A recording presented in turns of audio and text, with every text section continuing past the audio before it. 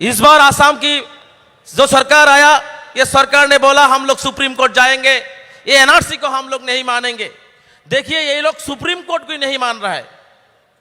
जो supreme court ने बोला, जो आदमी का आधार कार्ड नहीं मिलने से, आधार कार्ड नहीं है, आधार कार्ड नहीं होने से वो लोग सरकारी कोई सुविधा नहीं मिल रहा है।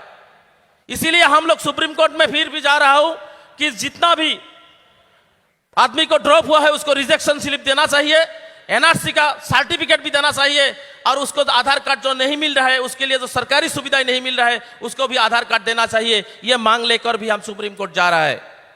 റജാഉൽ കരീം സർക്കാർ അസ്സലാമു അലൈക്കും. അദ്ദേഹം all Assam minority students union പ്രസിഡൻ്റാണ്. ആൻറ്റി-CAA മൂവ്മെൻറ്റ് പ്രക്ഷോഭകാലത്ത് വലിയ അർത്ഥത്തിൽ ആസാം കേന്ദ്രീകരിച്ചുകൊണ്ട് പ്രക്ഷോഭത്തിൻ്റെ മുൻനിരയിൽ ഉണ്ടായ യുവ നേതാവാണ്. അദ്ദേഹത്തെ ഈ പരിപാടിയിലേക്ക് സോൾഡാറ്റിക്ക് വേണ്ടി സ്വാഗതം ചെയ്യുന്നു. अभी ये कोविड के बाद अभी आसाम में क्या हालात है, मतलब एंटी-CAA मूवमेंट, इसके बारे में? अस्सलामु अलैकुम। तो मैं रजाउल करीम सरकार, मैं आसाम से आया हुआ हूँ और आसाम माइनॉरिटी स्टूडेंट्स यूनियन का प्रेसिडेंट हूँ। तो मेरे को NRC-CAA के बारे में बोलने के लिए बोला। NRC के बारे में बोलने से मेरे शरीर का नुमठे खड़ा हो जाता, क्योंकि आप लोग जानते हैं ये सही NRC के लिए, सही NRC के मांग के लिए 2010 के 21 जुलाई तारीख को मेरे 4 साथियों ने शहीद हुआ। 150 से अधिक मेरे साथियों ने घायल भी हुआ था। उसी समय से हम लोग एक सही NRC के मांग के लिए आसाम में डटे हुए हैं। हम लोग सुप्रीम कोर्ट में भी पार्टी है। आप लोग जानते हैं आसाम में हम लोग इसीलिए NRC की मांग कर रहा था कि हर रोज सुबह उठ के अखबार और टीवी खुलने से देखते हैं गरीब आदमी को, कोई गरीब का घर देख के, कोई दाढ़ी देख के, कोई टोपी देख के, कोई लुंगी देख के उसको बांग्लादेशी बोल के अपमानित किया जाता है, उसके ऊपर हैरेसमेंट किया जाता है। इसीलिए 1979 जब आसाम मूवमेंट हुआ था, उसके बाद आसाम एकॉर्ड किया था आसू और state government, central government.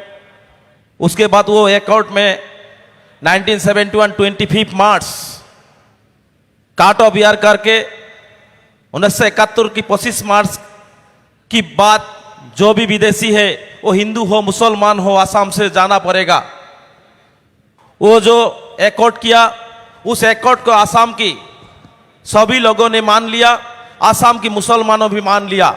Yes, Bangladeshi issue को लेके जो मुसलमान के ऊपर जो हर रोज अपमानित किया जाता है, अत्याचार किया जाता है, तो उसको खत्म हो जाना चाहिए। इसीलिए वो एकॉर्ड हम सब लोग ने मान लिया और हम लोग मांग कर रहा है कि 71 के पीछे वाला जो भी हो आसाम पे जाना है और NRC को सही शुद्ध में NRC होना चाहिए।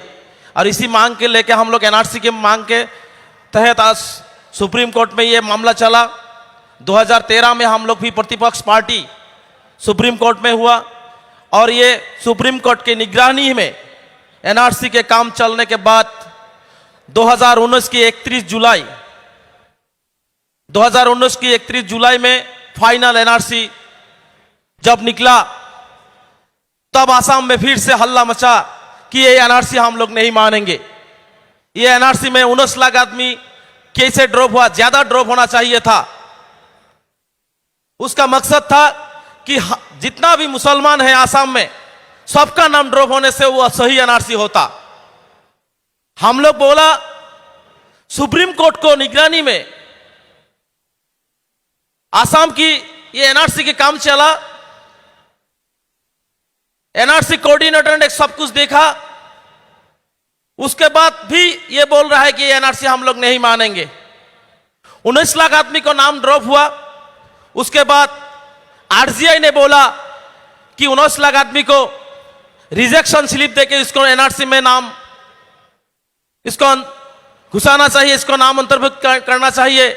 लेकिन अभी तक ये काम नहीं असम की जो कोऑर्डिनेटर एनआरसी की मौजूदा कोऑर्डिनेटर है वो अभी तक नहीं कर रहा है। इस बार असम की जो सरकार आया, ये सरकार ने बोला हम लोग सुप्रीम कोर्ट जाएंगे, ये एनआरसी को हम लोग नहीं मानेंगे। देखिए ये लोग सुप्रीम कोर्ट को नहीं मान रहा है। जो सुप्रीम कोर्ट ने बोला, जो सुप्रीम कोर्ट के निगरानी में एनआरसी हुआ, वो भी नहीं मान रहे। फॉरेन अफेयर्स मिनिस्टर ने बोला ये बहुत साइंटिफिक मेथड से सुप्रीम कोर्ट की निगरानी में ये एनआरसी हुआ है। हमारा स्टेट होम मिनिस्टर ने पार्लियामेंट में बोला ये सही एनआरसी पब्लिश हुआ है, बहुत सी अच्छी तरह से ये सुप्रीम कोर्ट ने देखभाल किया, ये पब्लिश किया है। लेकिन वो लोग अभी नया नया बात बोल रहा है कि ये एनआरसी हम लोग नहीं मानेंगे। जो भी असम की 100% माइनॉरिटी डोमिनेट जो एरिया है, जो माइनॉरिटी डोमिनेटेड डिस्ट्रिक्ट है, उस डिस्ट्रिक्ट को 100% रीवेरिफिकेशन होना चाहिए। मैं आज इस महफिल में, मैं आज इस सभा में दावे से कह रहा हूं, केरला में दावे से कह रहा हूं, 1971 की 25 मार्च की बात कोई मुसलमान आसाम में कहां से कोई से भी नहीं आया। आसाम में कोई बांग्लादेशी नहीं है मुसलमान। ये मैं दावे से आज यहां पे कह रहा हूं। ये सारे साल झूठा इंजाम लगा के हमारे ऊपर अत्याचार करने की एक साजिश है। तो हमने भी डिसीजन ले लिया।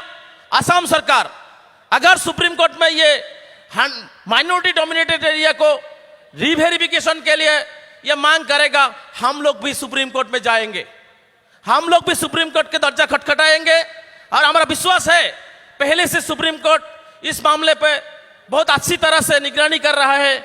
हमको जस्टिस मिलेगा, असम की माइनॉरिटीज को जस्टिस मिलेगा। तो यही बात चल रहा है असम में। तो असम की एनआरसी के काम अभी रुका हुआ है।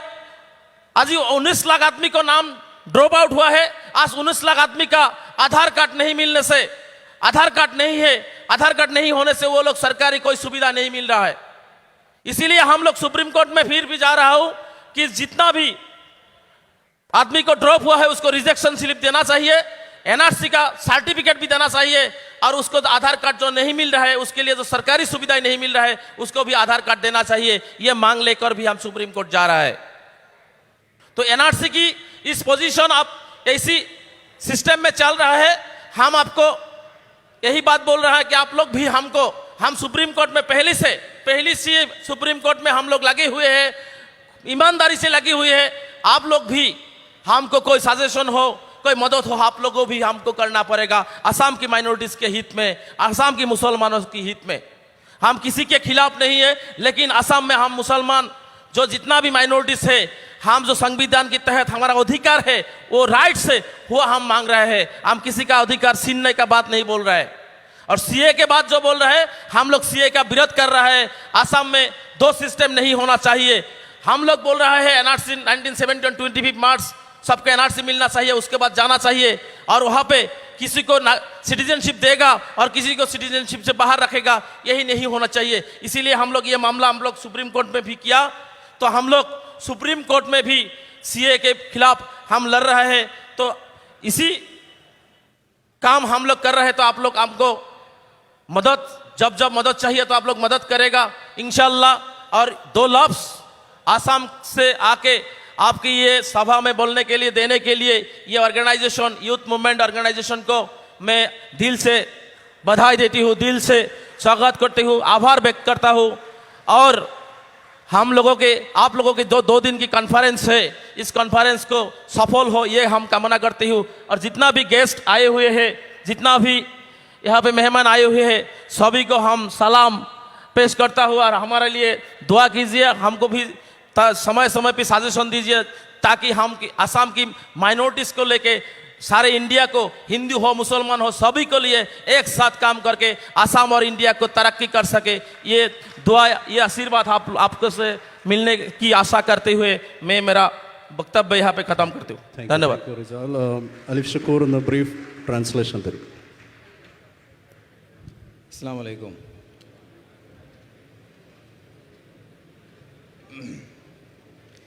ആസാമിലെ NRC വിഷയം അത് വർഷങ്ങൾക്ക് മുമ്പ് തന്നെ തുടങ്ങിയിട്ടുള്ള ഒരു പ്രശ്നമാണ്. ഈ അടുത്ത് കേട്ട NRC CAA പ്രശ്നത്തിൻ്റെ കൂടെ ഉണ്ടായ ഒന്നല്ല അത്. NRC ആദ്യം ആസാമിൽ പ്രഖ്യാപിക്കപ്പെട്ടപ്പോൾ അവിടെയുള്ള പൗരത്വ രേഖയില്ലാത്ത കുറേ ആളുകൾക്ക് പൗരത്വം നൽകുവാനുള്ള നിയമപരമായ നടപടിയാണ് എന്നാണ് ഞങ്ങൾ വിശ്വസിച്ചിരുന്നത്. എന്നാൽ ബംഗ്ലാദേശി എന്ന് അവിടെയുള്ള രേഖയില്ലാത്ത മുസ്ലിങ്ങളെ മുദ്രകുത്താനുള്ള ഒരു ഉപകരണമായിരുന്നു അത്. അതിനെ തുടർന്ന് ആസാമിൽ വലിയ വിപ്ലവങ്ങളും പ്രക്ഷോഭങ്ങളും ഒക്കെ ഉണ്ടായിട്ടുണ്ട്. ആംസു എന്ന ഞങ്ങളുടെ സംഘടനയും അതിനു മുമ്പ് ആസു എന്ന പേരിൽ അവിടെ ഉണ്ടായ മറ്റൊരു സംഘടനയുമൊക്കെ അതിൻ്റെ തുടർന്നുണ്ടായിട്ടുള്ള സംഘടനകളാണ്. എല്ലാവരും പൗരത്വം ഇല്ലാത്ത എല്ലാവരും വിട്ടുപോകണം എന്ന രീതിയിലുള്ള ചർച്ചയാണ് ഇപ്പോൾ നടന്നുകൊണ്ടിരിക്കുന്നത്. വളരെ മുമ്പ് തന്നെ ഈ വിഷയത്തിൽ ആംസു അഥവാ all Assam minorities students union supreme കോടതിയിൽ കേസ് വളരെ മുമ്പ് തന്നെ നടത്തിക്കൊണ്ടിരിക്കുകയാണ്. NRC മുസ്ലിങ്ങളെ സംബന്ധിച്ചിടത്തോളം ആസാമിൽ വലിയ പ്രശ്നങ്ങൾ സൃഷ്ടിച്ചിട്ടുണ്ട്. ഇപ്പോൾ ആസാം സർക്കാർ NRC വിരുദ്ധമായ നടപടി എടുക്കും, സുപ്രീം കോടതിയിൽ പോകുമെന്നൊക്കെ ചില പ്രസ്താവനകൾ നടക്കുകയുണ്ടായി. ഇതിന് ആസാമിൻ്റെ പ്രത്യേകമായ ഒരു രാഷ്ട്രീയ പശ്ചാത്തലമുണ്ട് ഈ പ്രസ്താവനക്ക്. അത് എന്ന് മാത്രമല്ല, അതിനുശേഷം സുപ്രീം കോടതിയുടെ ശേഷം അവസാനമായി വന്ന 2019 NRC എന്ന് പറയുന്നത് സുപ്രീം കോടതിയുടെ നേരിട്ടുള്ള മേൽനോട്ടത്തിലാണ്, ആസാം സർക്കാരിൻ്റെയോ കേന്ദ്ര സർക്കാരിൻ്റെയോ മേൽനോട്ടത്തിലല്ല. അതുകൊണ്ട് അത് നീതിപൂർവകമായി കൊണ്ട് നടപ്പാക്കപ്പെടും എന്ന് വിശ്വസിപ്പിച്ചുകൊണ്ടാണ് ഞങ്ങൾക്ക് അത്തരമൊരു പ്രക്രിയ ഇന്ത്യയിൽ മറ്റിടത്തൊക്കെ NRC തുടങ്ങുന്നതിന് മുമ്പ് ആസാമിൽ തുടങ്ങിയത്. എന്നാൽ അതിൽ കുറേ അധികം ആളുകളെ പുറത്താക്കുന്ന ഒരു പ്രോസസ്സായിരുന്നു അത്. എല്ലാവർക്കും അറിയാവുന്ന വിഷയമാണ്. ഞങ്ങൾ 100% ആസാമികളാണ്, ബംഗ്ലാദേശികളാണെന്ന ആരോപണത്തെ ഞങ്ങൾ അംഗീകരിക്കുന്നില്ല. സർക്കാർ ഇപ്പോൾ കോടതിയിൽ പോയി അത് വിജയിപ്പിച്ചെടുക്കുന്നില്ലെങ്കിൽ, ന്യൂനപക്ഷങ്ങളുടെ കൂടെ നിൽക്കുന്നില്ലെങ്കിൽ, വീണ്ടും ഈ നിയമ പോരാട്ടം തുടരാൻ സുപ്രീം കോടതി വരെ പോകാൻ ഞങ്ങൾ തയ്യാറാകും എന്ന് മാത്രമല്ല, നീതി കിട്ടും വരെ പോരാടുമെന്ന് ഞങ്ങൾ പറയുകയാണ്. ഒരുപാട് ആളുകൾ പുറത്തായതിൻ്റെ കാരണം അവർ ആസാമിൽ ജനിച്ചു വളരാത്തത് കൊണ്ടല്ല, അവർക്ക് കൃത്യമായ രേഖയില്ലാത്തത് കൊണ്ടാണ്. ഈ രേഖയില്ലാതായതിൻ്റെ കാരണം സർക്കാരാണ്.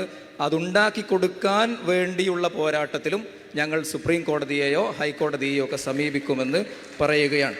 ഭരണഘടന നൽകുന്ന അവകാശമാണ് ഞങ്ങൾ ചോദിക്കുന്നത്. ഇതിന് ഇന്ത്യയിലുള്ള, പ്രത്യേകിച്ച് ഈ സമ്മേളനത്തിൽ പങ്കെടുത്തുകൊണ്ടിരിക്കുന്ന നിങ്ങളുടെ എല്ലാവരുടെയും സഹായവും പ്രാർത്ഥനയും വേണം. നിങ്ങൾക്കെല്ലാവർക്കും എൻ്റെ പ്രാർത്ഥന.